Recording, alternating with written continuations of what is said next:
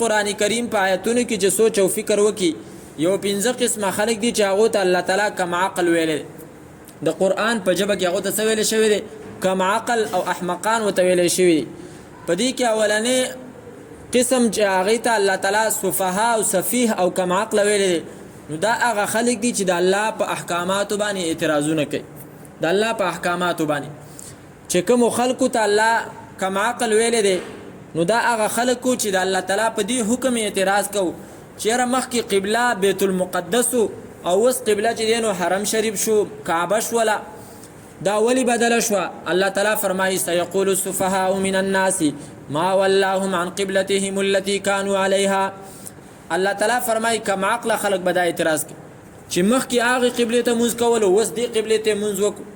او دې ته مخ کو نو دا ولی وکړه اولنې قسم دا کم عقلان شو دویم قسم قرآن کریم کی کم عقل الله تعالی هغه خلکو ته ویل چې کوم خلکو با خپل اولاد وجلو خپل اولاد به وجل دا اولاد وجون کی چې دینو په هغه زمانه کې خداو چې کله به لور وشولا نو هغه لور به رواخستله او هغه به چې دینو ژوندې خخه صرف تصور کوه په خپل بچو باندې خیال وک قیاس بک څومره چې دینو دا هغه زړونه بدبخته دونه سخت یو دویم بداو چې هغه غرته به بوتله او د هغه ځای به راو غورځوله او دریم داو چې کله به دا به وبو کې ډوبه کړله نو دا قسمه خلک دیو ته الله تعالی کم عقل ویل دي دا د هغه زمانه د اولاد وجلو علما کرام دام لیکلي دي چې د اولاد په وجلو کې دام راځي چې یو سړی خپل اولاد هغه د دین نه لري وساتي دینی تربیت هغه لور نه کی دینی علمونه هغه لري وساتي د دنیا ډیګرینی ارس پیوکی خود دین نه لري وساتي الله تعالی فرمایي دام کم عقل دي سوره انعام کې الله تعالی فرمایي قد خسر الذين قتلوا اولادهم سفها بغیر علم هغه خلک چې دینو تاوانیان دي چې هغه د بیوقفتوب د وجې خپل اولاد وجل دا سو قسم شو دوا دریم قسم چې دینو هغه خلک دي چې کم په صحابه کرامو باندې اعتراض کوي او صحابه کرامو ته بیوقفه او پاغو بس خبري او هغه ته کم عقل وای الله تعالی فرمای منافقین ته بجدا ویل شو تاسو ایمان راوړی څنګه چې خلکو ایمان راوړی کامله خلکو صحابه کرام هغه بس ویلي انؤمنو کما امن السفهاء موږ دا خلکو په شان ته ایمان راوړو چې هغه به وقوف دي الله تعالی فرمای چې د صحابه کرام ته به وقوف ویلو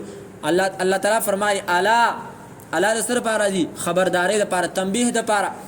که تاسو خبر نه وي الله تعالی فرمای خبر شي انهم هم السفهاء دا چې صحابه کرامو ته کم عقل وي به وقوف او ته وي دا په خپل باندې به وقوف لکه نن سبا د شین ګروپ چې دینو دی دا خو ښکارا به وقوف شین ګروپ خو پیژنې او څلورم چې الله تعالی ته کم عقل ویل دي قران کریم کې نو دا هغه سړی دی چې کوم د حضرت ابراهیم علی نبینا و علیه الصلاۃ والسلام د دین نه چې دینو مخ اړي الله تعالی فرمایي کو کم عقل نه پیژني د حضرت ابراهیم په کارونو باندې او د حضرت ابراهیم په سنتو باندې چې چا عمل وکاو دا غینه مخ اړو دغه به وقوف دي و من يرغب عن مله ابراهیم الا من سفه نفسه سوچ د ابراهیم علی السلام د دین نه مخ اړي نو دا به وقوف او دغه رنګي الله تعالی په قران کریم کې پنځم ځای چې چاته به وقوف ویل دي او احمق او تویل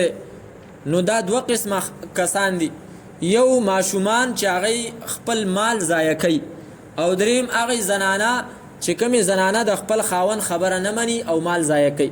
الله تعالی فرمایي دام به وقوف دي او دیو ته خپل مال نه ورکي سوره النساء کې الله تعالی فرمایي ولا تسفها اموالکم مور کوي تاسو هغه کم عقلانو ته مالونه تاسو علما کرام ال ذکر کوي چې دا کم عقلان سوق دي چې الله تعالی فرمایي مال ولا مور کو فرمایي چې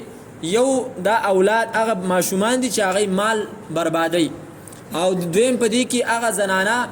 النساء هغه زنانه اذا لم يطعن بالهن چې کله د خپل خاون خبره هغه نه مې نو دې ته جدينو الله تعالی به وقوف ویلي د دې په مقابله کې وخياران سوق دي نو دوه قسمه خلق الله تعالی غوته وخياران ویلي دي یو هغه کس ته چې هغه د الله تعالی د آیتونو نه نصيحت حاصله او د هر شي دا هغه ځان لپاره نصيحت حاصله الله تعالی فرمای انما يتذكر اولو الالباب دغه چې نصيحت حاصله دا عقل مند او دویم عقل مند الله تعالی هغه کس ته ویل دي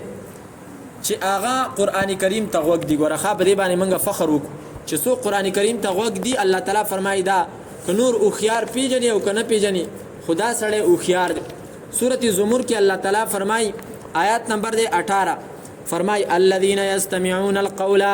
هغه کسان چې هغه غوږ دی قران کریم ته قول د قران نوم دی فيتبعون احسن اولئك الذين هداهم الله دا خلق دی چې الله ته هدایت کړي و اولئک هم اولو الالباب او دا کسان دي چې د عقل والا قران ته غوږ خودون کې او د الله د حکمونو او د آیاتونو